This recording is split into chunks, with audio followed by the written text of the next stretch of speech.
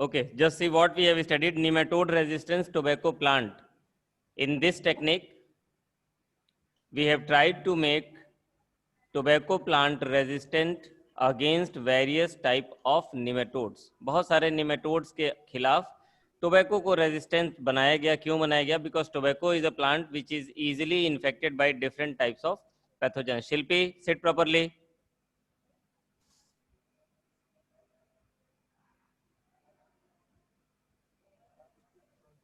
Okay. What we have done in this process, this complete process is called as mRNA silencing. Means what? We are silencing the mRNA. Silencing mRNA means that mRNA or that RNA will not be able to produce that particular proteins, or that RNA is not able to produce any characters. अगर characters नहीं बना पा रहा है तो उसी RNA को नाम दिया गया silent RNA. Clear? Now see what we have written.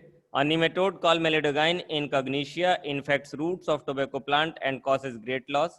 A method called RNAi was used to protect tobacco plant from this nematode.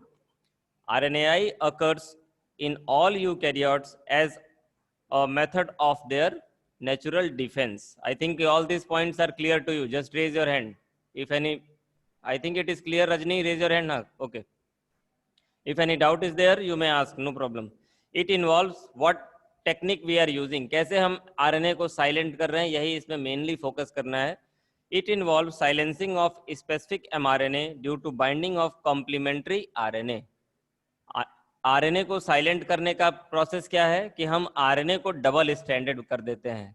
RNA को जब हम double stranded कर देंगे तो that RNA will not be able to produce any type of protein. कैसे हम RNA को double standard कर रहे हैं?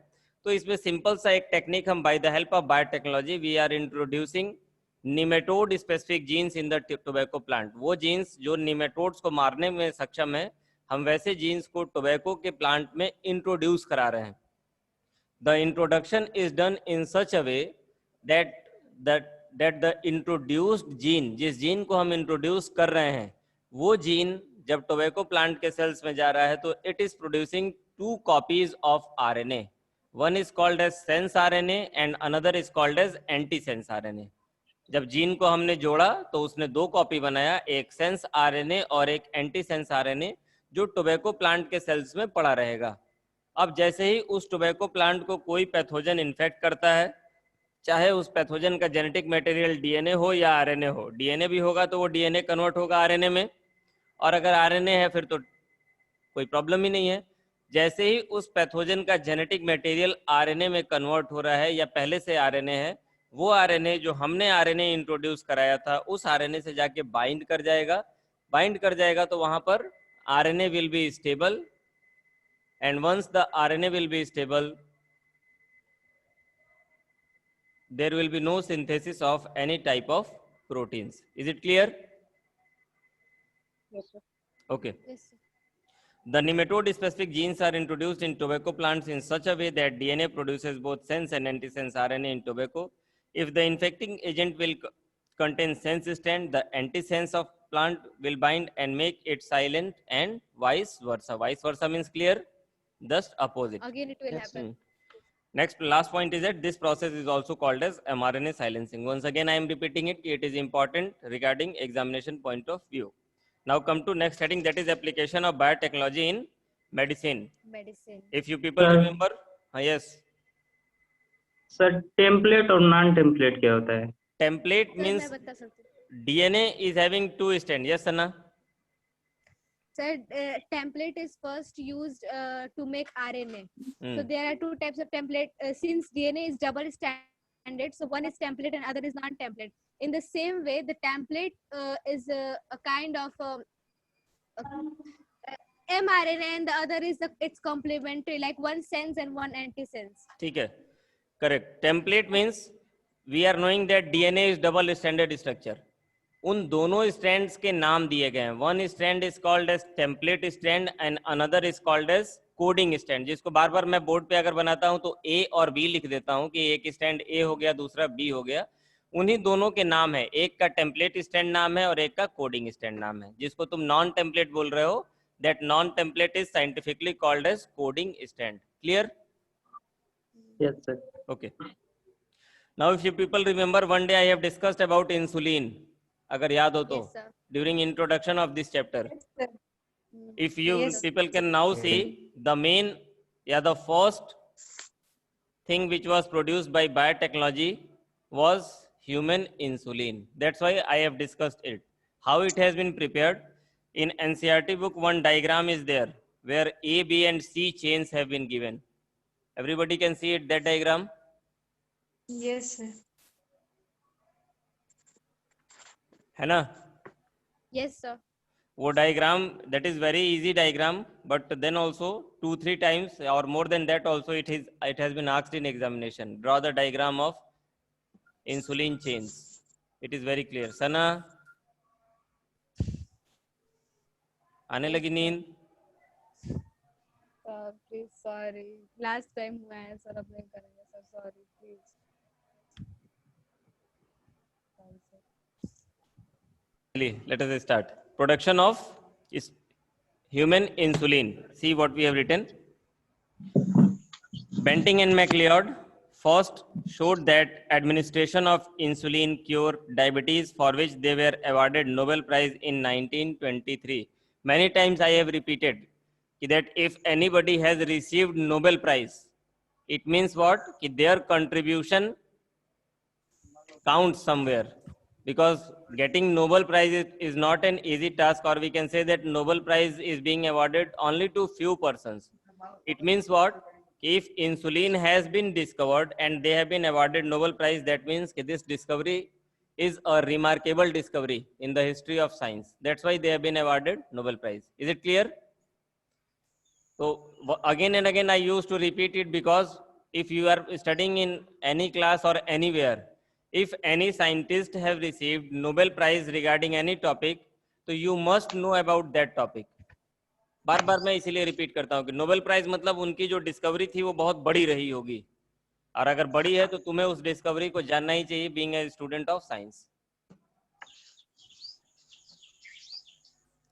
During earlier days, the insulin was extracted from pancreas of pig and cattle, but it produces allergic response in many patients. This point is clear to everybody? Yes, sir. शुरुआत में human से नहीं निकाला गया, शुरुआत में क्योंकि ह्यूमन्स पे एक्सपेरिमेंटेशन अलाउड ही नहीं होते थे, तो शुरुआत में इसको पिग्स या स्लॉटर्ड कैटल से, जिन जानवरों को मार दिया जाता था मीट वगैरह के लिए, उनसे निकाल लेते थे.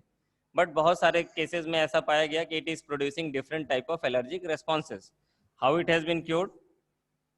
फॉर दैट अब साइंटिस्टों ने ये सोचा कि anyhow we have to extract that insulin from human itself, so that it should not cause any harm on the patients. How they have extracted it? Structure of human insulin. Human insulin consists of two chains. Now that diagram should be in front of you. Human insulin consists of two chains, chain A with 21 amino acid and chain B with 30 amino acid. Is it clear? Chain A and B is visible to you. दो colour से बना हुआ है वो. Yes, sir. ठीक है? अगर ध्यान से देखेंगे तो one another chain is there, that is chain सी.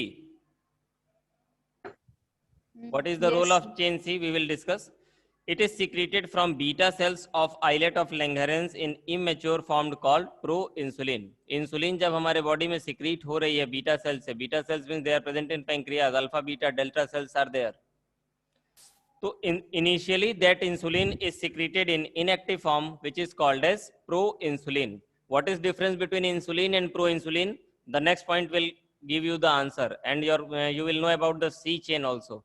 कि इंसुलिन और प्रोइंसुलिन में डिफरेंस क्या था.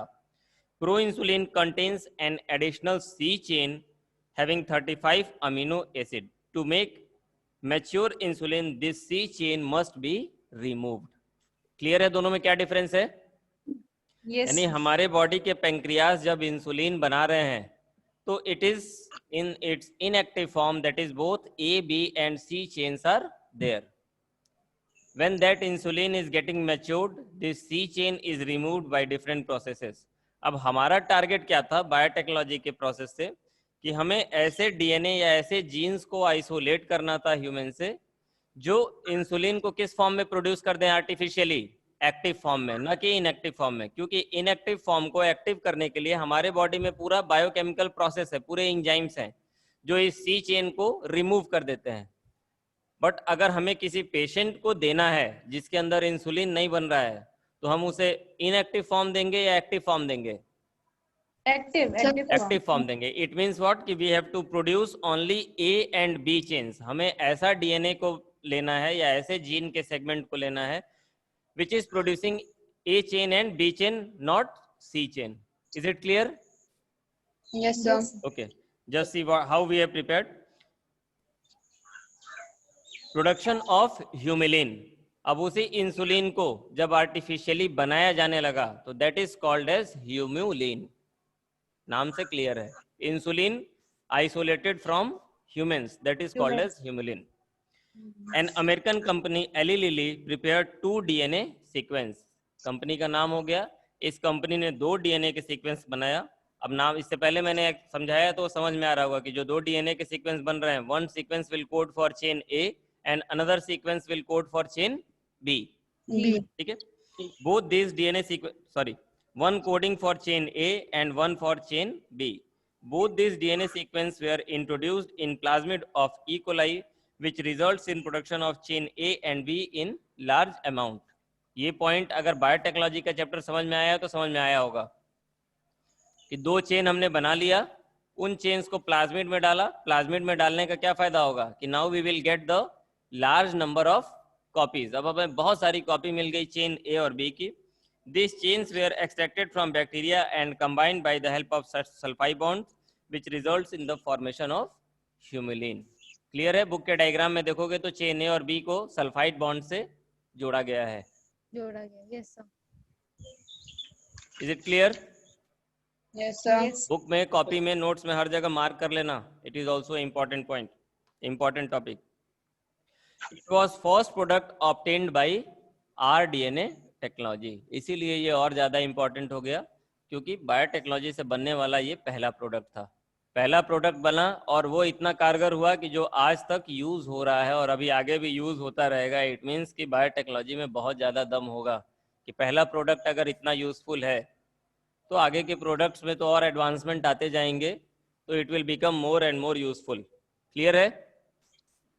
अब आगे इस एक्सपेरिमेंट को आप ही लोगों को करना है, कौन कितना करता है वो तो बताए। Yes Sir, you are telling that it was the first product obtained by rDNA technology.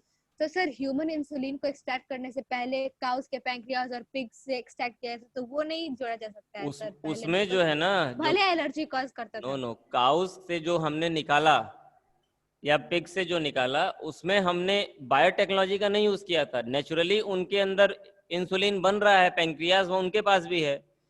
तो उस समय ये सोचा गया कि जानवरों के इंसुलिन को ह्यूमन में एडमिनिस्टर कर दिया गया। कुछ लोगों में उसने एलर्जिक रेस्पॉन्स नहीं बनाया, कुछ लोगों में उसने एलर्जिक रेस्पॉन्स बना दिया। मतलब वहाँ कोई बायोटेक्नोलॉजी का यूज हमने नहीं किया, उनके अंदर भी ये हार्मोन बन रहा था, वहां से एक्सट्रैक्ट किया गया और ह्यूमंस को दे दिया गया। समझ में आ रहा है? जैसे एक कॉमन एग्जांपल इसका ऐसे समझ लें कि जैसे स्नेक वेनम है, स्नेक वेनम को कैसे एंटी वेनम का जो इंजेक्शन लगता है वो कैसे बनाते हैं, कुछ पता है किसी को? एनीबॉडी? उसी के उसमें से निकाल के सर क्या करते हैं हम? इसमें हॉर्स को लेते हैं। हाँ ये संगत, wait who is this ANS? Wait ANS 99। अच्छा अंगद तुम ही हो क्या? जी गुरु जी।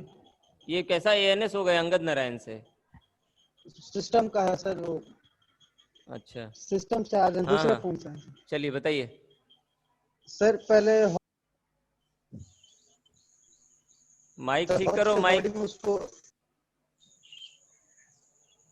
चाहिए। हॉर्स के बॉडी में पहले स्नेक के वेनम को इंजेक्ट किया जाता है। उसके बाद उसको 1 हफ्ते के लिए छोड़ा जाता है कि उसकी बॉडी उसके खिलाफ एंटी वेनम बनाए। एंटीबॉडी जब बन जाती हैं तो वही हॉर्स के ब्लड को निकाल के उसको सेंट्रीफ्यूगेट करके जो सीरम बचता है उस सीरम से उसका वेनम बना के तैयार। ठीक है, exactly correct procedure is there. यहाँ पर अगर ध्यान दिए तो इस प्रोसीजर में क्या कर रहे हैं कि स्नेक के वेनम को हॉर्स को लगा रहे हैं। क्यों हॉर्स को लगा रहे हैं?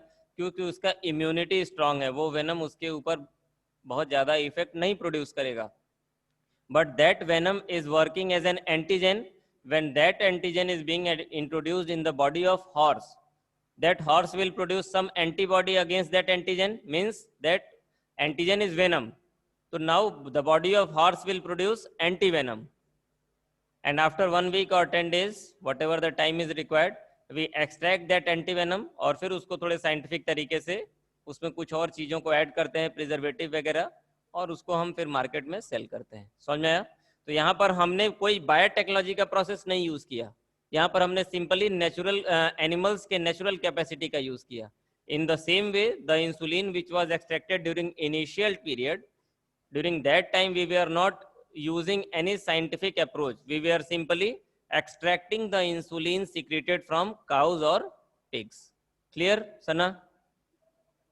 Yes, Okay. sir. Thank you. Now come to next topic, that is gene therapy. ये एक बहुत एडवांस स्टेप है बायोटेक्नोलॉजी का। नाम से समझ में आना चाहिए कि किसी बीमारी का इलाज किस लेवल पे जाके कर देना, Genetic levels. जेनेटिक लेवल पे कर देना। ठीक है, अब I don't know any of you, like some common techniques are there specially during the case of pregnancy. Why I am knowing this, because मैंने ये जीन थेरेपी से मैं गुजरा हूँ, मैं मतलब मैंने अपने बच्चे की कराई थी। तो some common techniques are there, like one ultrasound is there, जो सब लोग जानते हैं। Another technique is X rays. Ultrasound and X rays are two common techniques which is used in every homes, everybody is using that techniques, especially during pregnancy. ये जो दो techniques हैं, इन दो टेक्निक से हमें आज तक ये तो पता चल जाता है कि हाँ बच्चा बॉय है, गर्ल है, जो भी है, कितने मंथ की प्रेगनेंसी है, क्या है। बट अगर उस बच्चे की सपोज करो कि एक आंख टेढ़ी है एम्ब्रियोनिक स्टेज में, वो टेक्निक्स, इन वो जो प्रॉब्लम है वो इन टेक्निक से नहीं क्योर हो सकती हैं। या कोई ऐसा बच्चा है जिसका हाथ पैर में कुछ डिफॉर्मिटी है, समझ में आ रहा है, तो जीन थेरेपी के हेल्प से हमने किसी बच्चे को, अब एक कॉमन टेस्ट होता है, it is not to costly also, 5-7 हज़ार का, अलग अलग हॉस्पिटल्स का अलग अलग रेट होता है। उससे एक बच्चे के एम्ब्रियोनिक स्टेज में हम पूरे के पूरे जेनेटिक कॉन्स्टिट्यूशन को जान सकते हैं कि क्या उसके अंदर कोई जीन में डिफेक्ट है या नहीं है। It is N common technique. अगर कोई ठीक ठाक हॉस्पिटल है तो it is available at many places, it is not बहुत बड़ा तोप नहीं है ये। और सर रिस्की नहीं होता है? नहीं, बिल्कुल रिस्क नहीं है, क्योंकि इसमें कोई रेज वगैरह नहीं यूज होती हैं। ठीक है, लेकिन क्या बता रहे थे? ये technique now it is common day by day, but it is an, we can say that it is very big step to cure any type of disease. किसी बच्चे की बीमारी अगर उसके पैदा होने के पहले एम्ब्रियोनिक स्टेज में ठीक कर दी जाए तो ये बहुत बड़ा अचीवमेंट है ना। क्योंकि पैदा होने के बाद अगर आंख टेढ़ी है या एक हाथ छोटा है एक हाथ बड़ा है तो वो नियरली ठीक नहीं हो सकता है, क्योंकि शुरुआत में बच्चा बहुत छोटा है, उसकी हम कोई थेरेपी करा नहीं सकते हैं।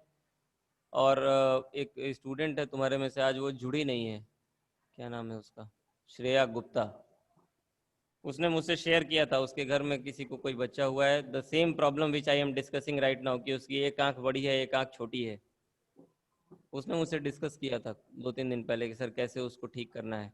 तो प्रॉब्लम यह है कि if child is very small तो we can't go through any type of surgery, क्योंकि वो बहुत छोटा है, और अगर वो बड़ा हो जाता है तो फिर सर्जरी करने से वो ठीक नहीं होते हैं। ठीक है, तो जीन थेरेपी को ओवरऑल दिमाग में यही रखना है कि it is an technique through which we can solve any type of problems during embryonic stage और during early stages of childhood. और अगर सर इसको करते कैसे हैं? ये तो पूरा बायोटेक्नोलॉजी का स्टेप है ना। ठीक है, इसको करने का जो स्टेप है वो बहुत टेढ़ा मेढ़ा है। इस पता करना तो आसान है कि कहीं सारे जीन्स ठीक है कि नहीं है, क्योंकि वो एक सिंपल सा टेस्ट है।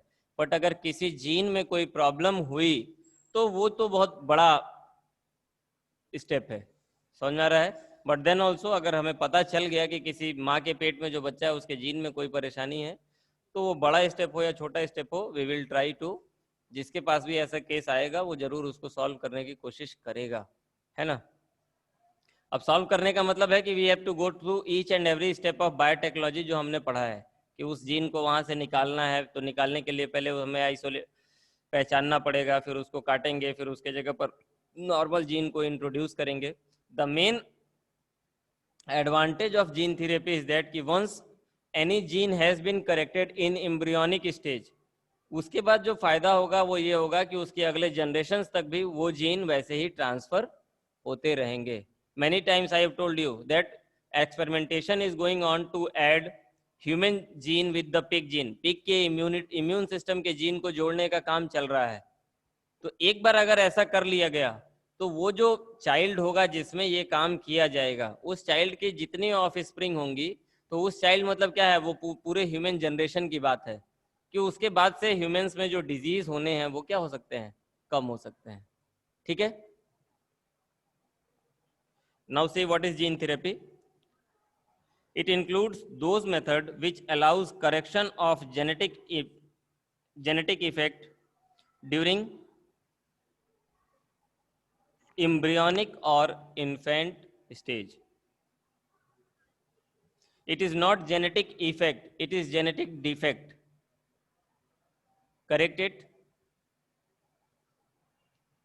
किसी जेनेटिक डिफेक्ट को एम्ब्रियोनिक स्टेज में ठीक कर लेना, यही मेन मोटो है जीन थेरेपी का. Now see the first gene therapy was done for a 4-year-old girl in 1980 for ADA deficiency. ADA is a new word for you.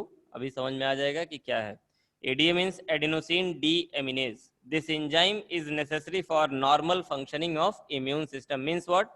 कि in everybody this enzyme is present, that is ADA, and due to this enzyme the cells of immune system perform their work properly. ये एक normal procedure है.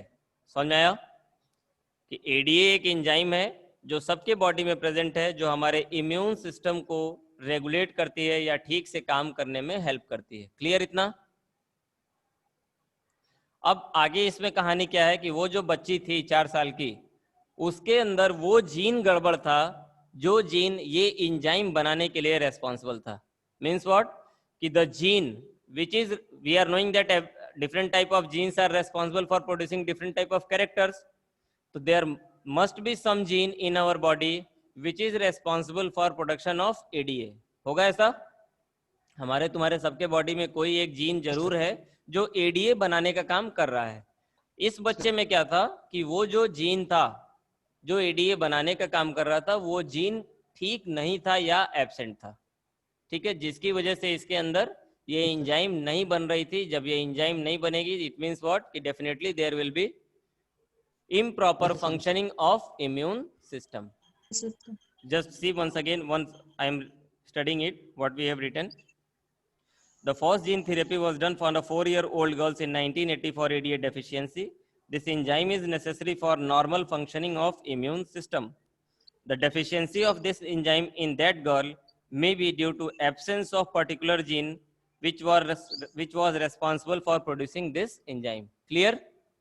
कि वो gene absent होगा या वो gene improper तरीके से काम कर रहा होगा. ट्रेडिशनली अब इसको 2 तरीके से ठीक किया जा सकता था.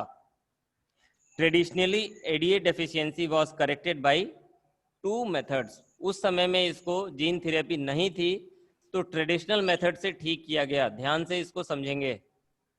First is bone marrow transplantation and second is enzyme replacement therapy. Bone marrow भी समझ में आ रहा होगा क्या है, एंजाइम रिप्लेसमेंट भी समझ में आ रहा होगा, but we will study. Both this methods does not give permanent cure. Traditional method थे इसलिए परमानेंट क्योर नहीं मिला.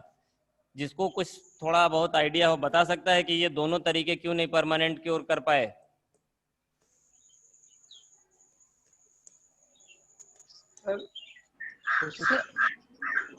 पहले बोन मैरो को बताओ. Yes sir. तो हम लोग बनाते हैं सर, बताएं. वेट कौन बता रहा है अभी? कोई बोल रहा है. अभिषेक यस बोलिए. सर, जो एंजाइम्स अगर हम आर्टिफिशियली बना के अगर इंजेक्ट करते हैं तो वो ज्यादा दिन तक नहीं रहता है. उसे हर वीक या कुछ समय के बाद उसे अल्टरनेट करके देना पड़ेगा. ठीक है. और कोई कुछ? आकृति उपाध्याय यस सर. बोलिए. सर वो बोन मैरो का जो ट्रांसप्लांटेशन था, तो sir may be bone marrow में जो हमारा लिम्फोसाइट्स जो हमारे इम्यून के लिए रिस्पॉन्सिबल हो सकता है, तो सर हर दिन नए नए लिम्फोसाइट बनते होंगे, तो शायद इसलिए ये ठीक है, हमारे दोनों के टेक्निक आंसर्स ठीक है। अगर दोनों के वर्ड पे जाएंगे तो bone marrow transplantation means what? Transplantation of cells. जैसे अगर बोन कैंसर का या ब्लड कैंसर का एग्जांपल सुना हो, तो ब्लड कैंसर के पेशेंट को बोलते हैं कि after every 6 month he needs blood transfusion. हर 6 महीने पे उसको ब्लड को चेंज कराना पड़ रहा है। Why it is happening? Because once, ऐसा नहीं होता है कि अगर हमें ब्लड कैंसर है तो हमारे बॉडी का पूरा ब्लड निकाल दिया गया और फिर फ्रेश ब्लड इंट्रोड्यूस किया गया। ऐसा नहीं है। पूरा ब्लड अगर निकाल देंगे तो वही काम खत्म हो जाएगा। तो क्या होता है, एक सिरे से हम ब्लड को निकालना शुरू करते हैं और दूसरे एंड से ब्लड को इंट्रोड्यूस करना शुरू करते हैं। जब हम ये काम करेंगे तो definitely there will be mixing of fresh blood and old blood. कहीं ना कहीं थोड़ी बहुत मिक्सिंग होगी। इन्फेक्टेड। अगर पुराने में से एक सेल भी नए वाले में ऐड हो गया तो जो पुराना वाला ब्लड था वो तो कैंसरस सेल है, वो धीरे धीरे धीरे धीरे नए सेल्स को भी क्या कर देंगे? कैंसरस कर देंगे। लेकिन उस नए सेल्स को कैंसरस होने में कुछ टाइम लगता है, इसीलिए ऐसा बोला गया कि 6 महीने या साल भर पे उसको ब्लड का ट्रांसफ्यूजन कराना पड़ता है। क्लियर है ये बात? सेम यही बोन मैरो ट्रांसप्लांटेशन या एंजाइम रिप्लेसमेंट थेरेपी में भी है कि बोन मैरो भी क्या है? सेल्स हैं, उनकी कुछ ना कुछ लाइफ साइकिल होगी। अगर हम नया सेल्स भी इंट्रोड्यूस कर रहे हैं तो after some time life cycle will be stop. एक बार लाइफ साइकिल स्टॉप हो गई तो फिर से हमारा इम्यून सिस्टम काम करना बंद कर देगा। एंजाइम रिप्लेसमेंट थेरेपी भी यही है कि एंजाइम्स का भी टाइम टू टाइम एंजाइम्स क्या होने लगती हैं? डीएक्टिवेट होने लगती हैं। ठीक है, तो ये दोनों जो मेथड्स थे, this both were traditional method. इस ट्रेडिशनल मेथड को दूर किया गया किससे? मॉडर्न मेथड से, that was by the help of gene therapy. क्या किया गया इसमें? In gene therapy lymphocytes are taken from patient blood and a functional DNA called cDNA, which was responsible for producing enzyme, is introduced in lymphocyte by the help of retrovirus. अब अगर ये ध्यान में आ रहा हो कि बार बार मैं बोल रहा था रेट्रोवायरस का, यहाँ पर उसका लाइव एग्जांपल आ गया कि हम एंजाइम रिप्लेसमेंट थेरेपी और एडीए डेफिशिएंसी को हम ट्रीट कर रहे हैं रेट्रोवायरस से। हमने लिम्फोसाइट लिया उसी पेशेंट के ब्लड से और रेट्रोवायरस के हेल्प से, अब ये कॉन्सेप्ट दिमाग में आना चाहिए कि रेट्रोवायरस का कैसे हम हेल्प ले रहे हैं। रेट्रोवायरस के हेल्प से हमने अपना जो डिजायर्ड जीन या डीएनए था, we have introduced that desired gene into the lymphocytes which has been taken out from the patient, and once that gene is attached with the lymphocyte of patient, we put back that lymphocyte again in that patient. हमने वापस से उस lymphocyte के gene को ठीक किया और ठीक करके वापस से उसको बॉडी में डाल दिया। जब वापस से बॉडी में डाल देंगे तो अब जीन ठीक हो गया है, मतलब जो एंजाइम बननी थी उसके लिए जीन उसमें डाल दिया हमने, वो एंजाइम बनने लगेगी। क्लियर है? These lymphocytes are put back in the patient's body, but this method also did not give permanent cure. So to obtain permanent cure, gene must be introduced during embryonic conditions only. दोनों हमने लिख दिया कि अगर हमने lymphocyte में भी add कर दिया तो उस लिम्फोसाइट की भी कुछ ना कुछ लाइफ साइकिल होगी। समझ में आ रहा है? यानी लिम्फोसाइट से भी ऐड करने का प्रोसीजर जो था ये उन दोनों के कंपैरिजन में तो थोड़ा एडवांस था, but it is also not giving permanent cure. ये इसलिए क्योंकि वो उस बच्चे की उम्र कितनी थी? 4 साल थी। इसलिए अगर हम किसी बच्चे की जीन थेरेपी के प्रोसीजर को ऑप्ट करते हैं तो we have to try that gene therapy must be done during embryonic conditions only. और ये सिर्फ एक एग्जांपल है एडीए का। ये जीन थेरेपी हम किसी भी एबनॉर्मेलिटी के लिए कर सकते हैं। Clear? Any doubt is there? Yes sir. Yes बोलिए। No sir. ठीक है, इसको रिपीट रिवाइज कर लेंगे। If any doubt will be there tomorrow you people will ask me, because अब इस चैप्टर में एक दिन का मैक्सिमम और बचा है। Tomorrow most probably it will be finished, afterwards we will go through the new things. Clear है? Yes, sir. Excuse me, sir. Yes Yes. Sir. Sir कुछ पूछना है। हाँ बोलिए, 1 minute is remaining. Sir, Sir. you are telling that sir gene therapy आपने अपने बच्चे का करवाया था, तो कोई सर कोई नोटिफिकेशन तो होगा ना, जैसे कि आपने ऐसे ही करवा लिया था कि जीन थेरेपी कुछ- नहीं, उसका एक नाम है, मैं देखूंगा उसकी फाइल, तो उसमें उस टेस्ट का तो एक फिर नाम है। तो सर वो मतलब कि ऐसे ही तो सारे पेरेंट्स को कराना चाहिए ना। हाँ जी, सारे लोग कराते हैं। अगर किसी ठीक सारे ठाक लोग कराते हॉस्पिटल में पहुंच गए तो सभी लोग कराते हैं, क्योंकि वहाँ वो खुद जो डॉक्टर्स होते हैं वो आपको एडवाइस करते हैं।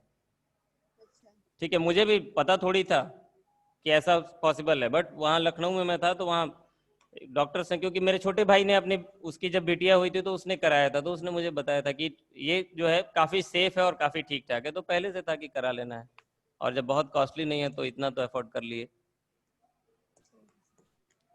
ठीक है, तो it is an common technique, I think हमारे भी आसपास के हॉस्पिटल्स में अवेलेबल होगा, अब कहाँ होगा ये मुझे नहीं पता है। जैसे हम एक्सरे एमआरआई या ऐसे कराते हैं, ऐसे ही वो भी एक नॉर्मल टेक्निक है, कोई इसमें बहुत बड़ा वो नहीं है। और कुछ? Excuse yes Shreya.